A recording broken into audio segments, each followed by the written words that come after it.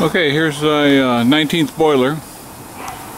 It's 16-inch diameter and 38 inches tall, just on the boiler. It's got 36 copper tubes in it. They're rolled in. Its overall height is probably 70 something inches, 74 inches I think. Got a really nice antique gauge on it.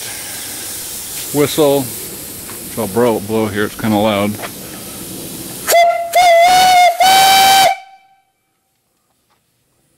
Double pop-off valves that are set at about 100. Entry for water there and drain. 3 blow-down valves, really nice ones. They're new old stock. Same on the water sight glass here.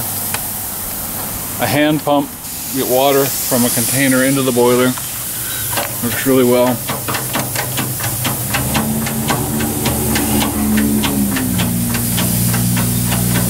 This is a bleed-off air valve to get the airlock out of the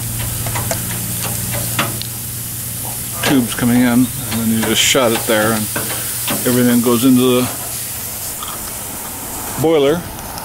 This is a hookup for 3/8 pipe for a steam engine.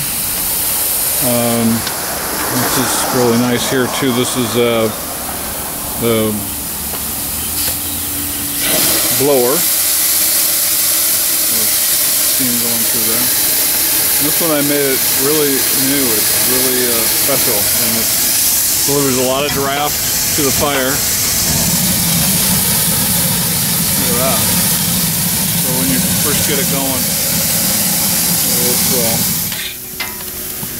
it's and a draft door down here and ash pan, brand new. Just finished it. And that's about it. It's for sale on eBay. The base is 22 inches square.